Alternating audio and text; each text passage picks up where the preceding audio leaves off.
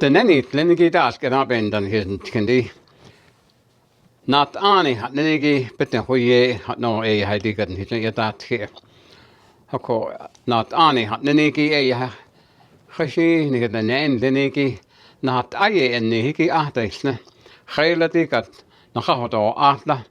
Khailati kat na khad na ji to zihla. E kodat hiki ei haidi beten hoye ni den en leni not ani but nini. In the traditional teachings of our people, we are always looking for good leadership, great leadership. And it is that we have had some of those in the past, and they are there. But the word that we use in the language of our people, natani, which means the one who is aware of planning or knows how to plan, natayeni. And that's where the word natani comes from. And the teachings of our people, these are elusive men or women. And I've known many of them. Some of the great ones I've known, that either are men or either are women. And I remember some of the ones that we've had in recent years. Of course, Peter McDonald, I consider as a great leader, and some of the ones that have had leadership position in recent years in that. And as far as women, there was Annie Wanika, and she was known as a Stampe.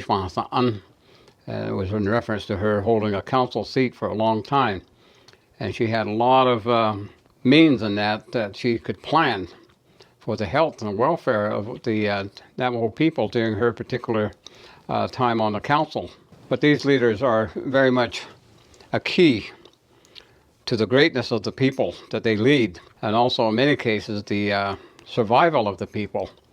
So when we talk about the survival of the people, we always go back to some of our people that had leadership positions during the time when our people were at war with the United States government.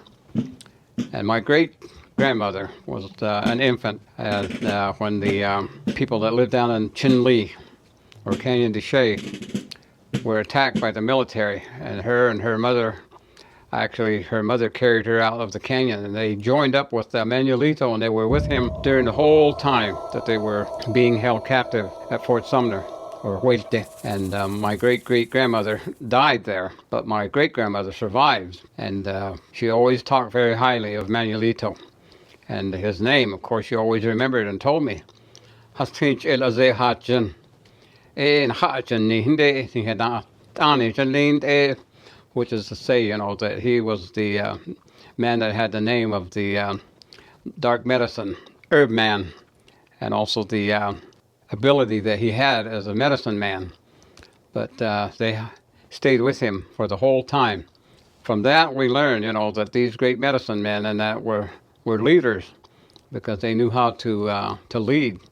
And it's a big responsibility to be able to feed a bunch of people while you're running from the enemy, and to find water, and to be able to find all types of things that the people need. But these men could do that, and these men loved their people. It was all based on keh, or kinship. These people were also very moral, and they were honest, and they had all of the traits of great leaders and wonderful men.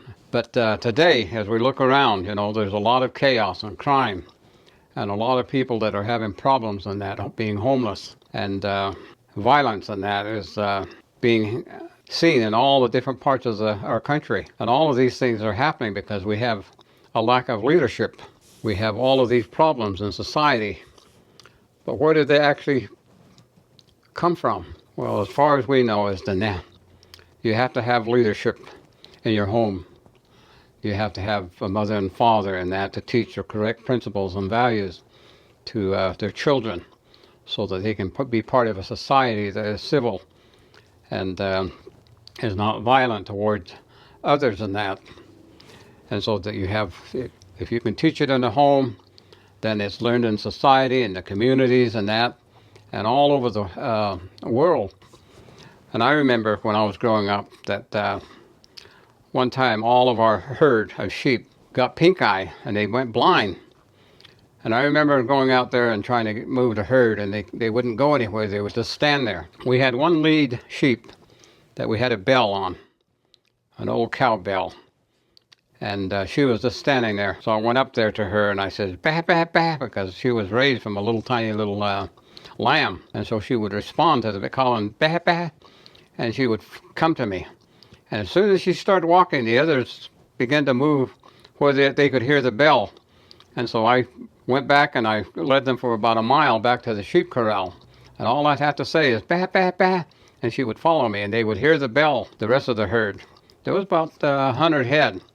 And we finally got them back to the corral. And there we could doctor them, and we could feed them, and we could water them. And she saved the herd.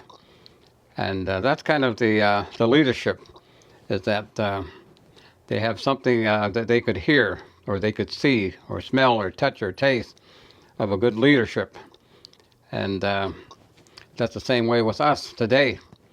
And all of the great leaders in that we have had. These are people that love their people, and they care about everything about their people that we have had as leaders. I wish their children, their grandchildren, their descendants would take the time to research their great-great-great-grandfather and see what it is that made them great leaders.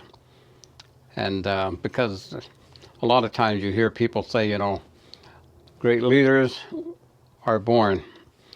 But I don't believe so. These are ordinary men.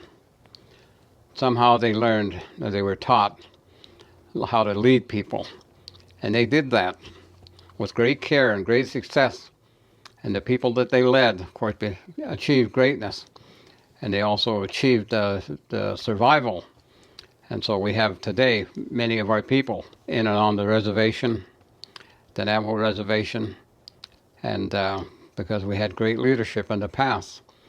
And so from this point on, we have to decide, you know, how are we going to have these leaders? Believe it or not, every person has the ability to lead, but they have to learn, they have to be taught how to become leaders. And leadership in their home, leadership in the various organizations that they affiliate with within, and also even the political organizations that they might be affiliated with. It's very important to educate yourself and learn, and so that you know how to be a leader. And it's not easy. A lot of times people think, you know, leadership is easy. You have to be willing. You have to be willing to suffer everything with the people that you lead. And you can rejoice with them when you have victory and you're able to accomplish things. It is also that leadership is a very lonely post, because sometimes as a leader you might have to say something or do something that nobody agrees with. You have to stand by your values and stand by your principles, and that to lead people in the right direction. And so it is very lonely to be able to have moral leadership, as it takes self-discipline that has to be learned. And all of these great leaders we have had, all of these that were able to plan and that for our people, and that have helped us to survive today. And those are the things that we are told.